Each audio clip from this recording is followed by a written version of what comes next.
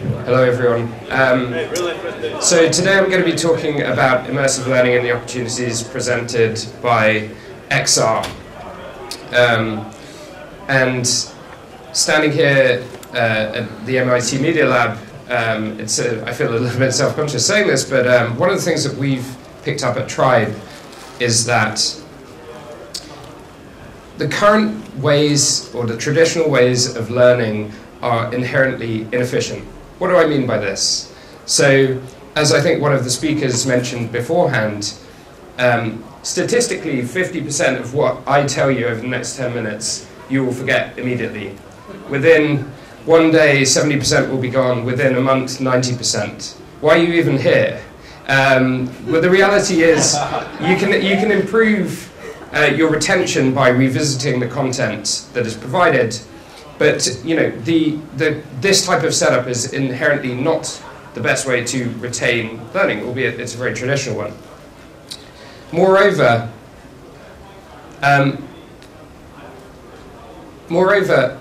it's not just academia, but looking at the US sort of adult population, only about 5 minutes a day is spent learning. When you put that up against, 30 to 60 minutes a day on Facebook, I think the average adult checks Facebook something like 100 times a day. That's a really tiny number. It's a tiny proportion of people's day is actually spent learning. And for those disciplined enough to go off and start their own home learning experiences, things like massive online courses, there's another problem. 90% of those courses remain unfinished. It's the natural, maybe human disposition not for your ambitions to massively outweigh your discipline to finish them. You see that in gyms, you see that in sort of self-learning. So there are some structural problems in learning that can be addressed by XR platforms. And one of the things that is the biggest cause and the biggest problem, but also the biggest opportunity, is this: the smartphone. The smartphone gives you the world's knowledge at your fingertips, and it also gives you your friends sending you updates on Facebook, emails pinging you all the time. The average human attention span is now down to about 7 to 10 minutes. Hopefully, for those of you in the audience on your phones, statistically the percentage that you will retain from what I tell you will be even lower. That's what we're dealing with day to day, and that's where XR can really help. And, to give you a use case for XR learning, I thought I'd talk about what we're developing ourselves. So at Tribe, we are 3 founders who are based in San Francisco. This is basically what Silicon Valley thinks of us. We are 3 30 to 40-something founders who've always struggled with the problem of wanting to DJ. And this sounds like a sort of strange thing to come into. It's not a midlife crisis, I assure you. We started thinking about the problem of why is it that none of us 3 founders who are all passionate about music or interested in sort of the principles of DJing, why have we never actually managed to learn these skills ourselves? And we break this down into sort of steps, if you like. If you want to go and learn to DJ, you have a few options. You can go and teach yourself. You're presented with a plethora of choices: what controllers to buy, what systems to use. Where do you start? It's a good question. You can go on YouTube. You can download a million different videos of variable quality. So if you're perhaps thinking, teaching myself might be kind of a complex thing, I need some help on this, the next step is go to a DJ school. Well, which DJ school? DJ schools inherently can be variable in quality. There's sort of groups. You may be slightly older. You may think, oh, it's going to be full of kids. It's another kind of mental barrier to that learning process. And then the third, and this seems to be one of the more common ways that people sort of learn these skills, is you go and find a friend who's an expert, and you sort of harangue them into training you. And that's one way to learn, but it's also, it puts tension potentially on that friendship. It's kind of a strange example, but this is not a small problem. There are an estimated 100 million amateur DJs in the world. There's a lot more people who want to sort of get into and learn the skill. And so we thought this was an interesting problem to address with XR. So we developed Tribe to sort of solve some of these problems. So what we've created, and it's live on Oculus, you can all go and check it out, you can all go and download it, it will be on other platforms soon. We created a system of learning where we have a virtual DJ mentor. This is an AI mentor who sits in front of you, who talks you through the process, the mechanics, the techniques, and the processes around DJing itself. We've created musical content, so we've partnered with DJs such as Cryoman, who's an Ultra Music Festival DJ, different DJ schools to develop that content. And we're now bringing out masterclasses, different features, and so on. What is fascinating about it is using VR, we can replicate a setup that if you went out and bought it would cost you about $6,000. So to most people that's a sort of pretty significant upfront investment. We can replicate that entirely in VR, make it interactive, and provide access to that type of setup for all. You can also take the physical equivalent and overlay it in an AR context. So what we're building is both for VR and for AR. So this is what it looks like. I don't know if the audio is going to work here. This is actually one of our co-founders sort of mixing up some tracks, getting a little bit carried away. But it gives you an idea. So here you have different sort of track inputs, the ability to cue, play. You've got basically everything replicates reality. This is a CDJ 2000 Nexus 900 mixer setup. You can change your EQs, you can mix, you can essentially download what you take and stream. And it just removes the need for that physical controller in your life, teaches you all the skills, and then you can actually take people who've learned in VR, put them on a real controller, and they should be able to replicate exactly what they've done. So that gives you sort of a quick overview of our product. And I guess one of the things that we sort of ask ourselves is, why DJing? And I think DJing is a subset of music which is very popular amongst an emergent generation, particularly millennials.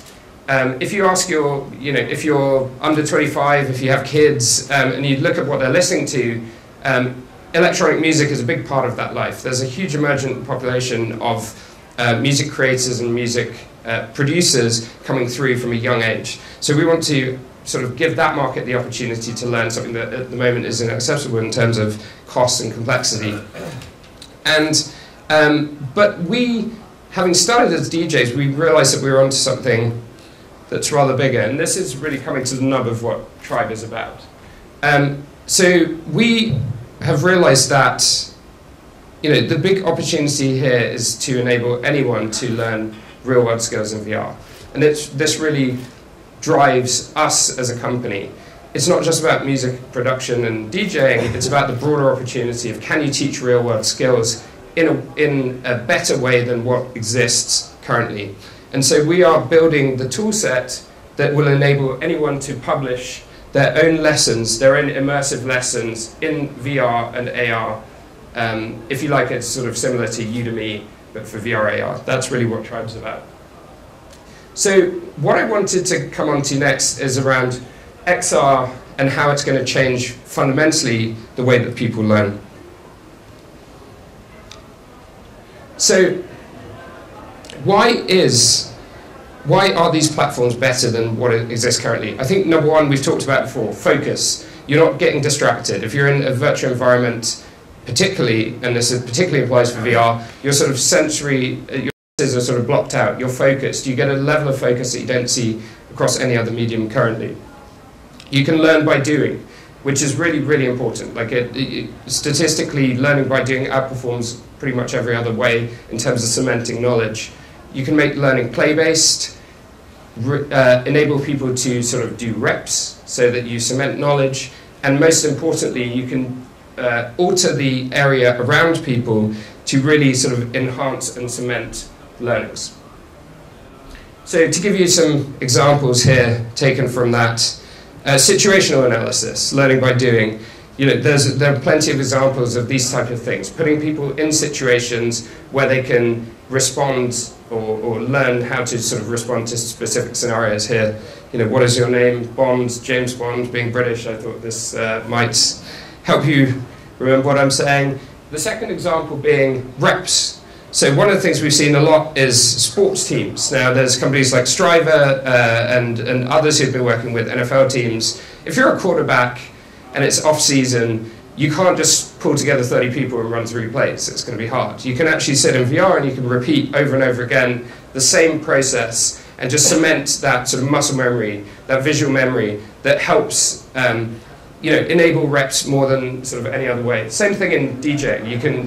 One of the benefits of our platform is that it's not just about home use. So we see virtual reality as being home training, but then augmented reality on a mobile phone or similar, you can take that anywhere. So you can also sort of create a situation of constant learning where you learn at home, where you learn on the move, but you're constantly practicing or repeating the same things, which is helpful in cementing knowledge. And the last thing is this notion of spatial mnemonics. So memory palaces, being able to sort of play with people's environments to cement what they're learning. So one of the simple ways of doing this is changing the shape of the room or changing the color of the room so that you're learning in a specific context, so when you put people back in, that they recall information better. To give you a practical example of this, one of the biggest failings of current MOOCs is that people tend to binge learn. So you start, you spend 5 hours, you learn loads of things, you go away, you come back, and the first human reaction is, where was I? I've got to relearn this. And so you go through a sort of process of relearning, and then by sort of iteration 2 or 3 of that, you may lose interest and go away. Actually, by adjusting the spatial environment that people are in, it should hopefully improve the way that people recall where they are. So what we spend a lot of time doing is the notion of this type of memory palace journey, and also playing with the individual environments so that you recall better. So, to sum up, this is ultimately the big benefit of XR when it comes to learning, and particularly real-world skills, is that it will democratize learning, but it will truly do so. And I just wanted to, being here in the MIT Media Lab, the founder of the MIT Media Lab, Nicholas Negroponte, famously sort of came up with the concept of one laptop per child, giving every child in the world the potential to learn. And that now more than ever is achievable. Laptops are cheaper than ever. Wireless internet is more readily available than ever. But the fundamental failing is that we see that sort of lack of completion rate in online learning.